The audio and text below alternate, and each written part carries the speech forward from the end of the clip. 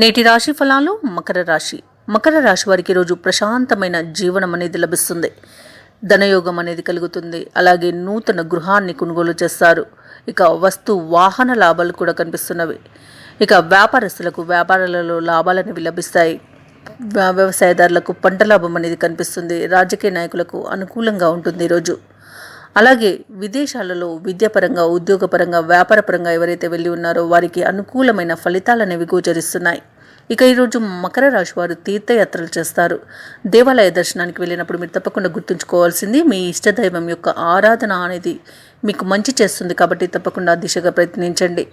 ఇక ఈరోజు మకర రాశి వారు ఎవరైతే భూ సంబంధిత క్రయ విక్రయాలలో అంటే రియాల్టర్స్ ఎవరైతే ఉన్నారో వారు ఆ వ్యాపారాలలో లాభాలను గడిస్తారు. ఇక ఈరోజు మొత్తంగా చూసుకుంటే మకర రాశి వారికి ధనాదాయం అనేది బాగుంటుంది. చేపట్టిన పనులలో విజయం అనేది వరిస్తుంది. పెద్దల నుండి ఆకస్మిక ఆహ్వానాలను అందుకుంటారు. ఇక నిరుద్యోగులు ఎవరైతే ఉన్నారో వారికి ప్రయత్నాలన్నీ కూడా సానుకూలమైన ఫలితాలను ఇస్తాయి. ఇక ఈరోజు మకర రాశి వారు వ్యవహారాల్లో విజయం అనేది లభించడం తథ్యమవుతుంది. అనుకోని ఉద్యోగ అవకాశాలను పొందుతారు. గృహాన్ని, భూములను కొనుగోలు చేస్తారు. రాబడి మొత్తంగా చూసుకుంటే ఆశాజనకంగా ఉంటుంది. ప్రత్యర్థులు కూడా అనుకూలంగా మారుతారు. కోర్టు వ్యవహారాల్లో చిక్కుకొని ఎవరైతే బాధపడుతున్నారో వారికి ఈరోజు అనుకూలమైన తీర్పు అనేది లభిస్తుంది. ఇంటా బయట మీకు ఎదురనేదే ఉండదు. ఇక వ్యాపార వాణిజ్యవేత్తలు ఎవరైతే ఉన్నారో వారి యొక్క వ్యాపారాలను విస్తరిస్తారు ఈరోజు. అలాగే ప్రభుత్వ ఉద్యోగస్తులు ఎవరైతే ఉన్నారో వారి యొక్క హోదాలు పెరిగే అవకాశం కనిపిస్తుంది.